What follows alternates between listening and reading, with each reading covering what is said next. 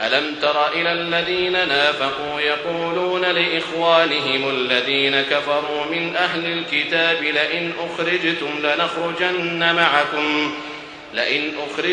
لنخرجن معكم ولا نطيع فيكم أحدا أبدا وإن قتلتم لننصرنكم والله يشهد إنهم لكاذبون۔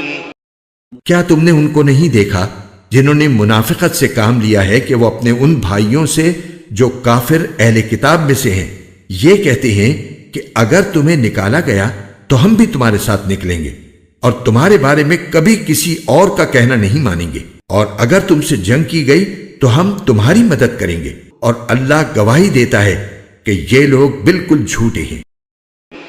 لئن أخرجوا لا يخرجون معهم ولئن قتلوا لا ينصرونهم ولئن نصروهم ليولن الأدبار ثم لا ينصرون۔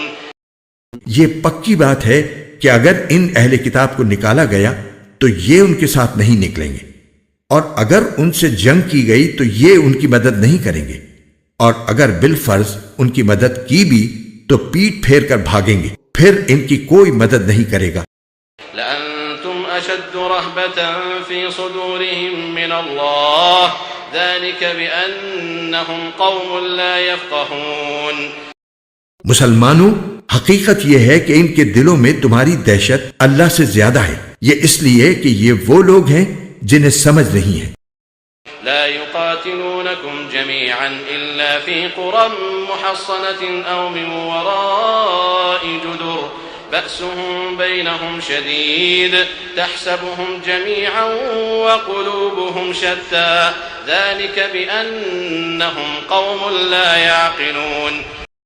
یہ سب لوگ اکٹھے ہو کر بھی تم سے جنگ نہیں کریں گے مگر ایسی بستیوں میں جو قلعوں میں محفوظ ہوں یا پھر دیواروں کے پیچھے چھپ کر۔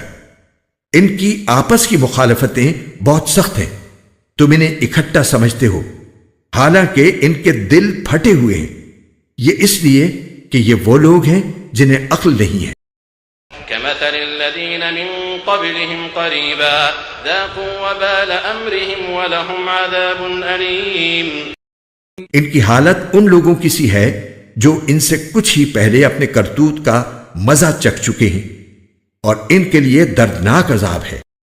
كمثل الشيطان إذ قال للإنسان اكفر فلما كفر قال إني بريء منك إني أخاف الله رب العالمين۔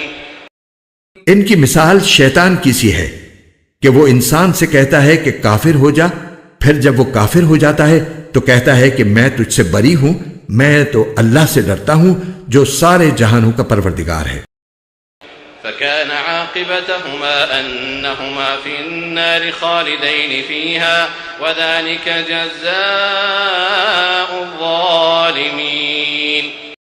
چنانچہ ان دونوں کا انجام یہ ہے کہ وہ دونوں دوزخ میں ہوں گے جہاں وہ ہمیشہ رہیں گے، اور یہی ظلم کرنے والوں کی سزا ہے۔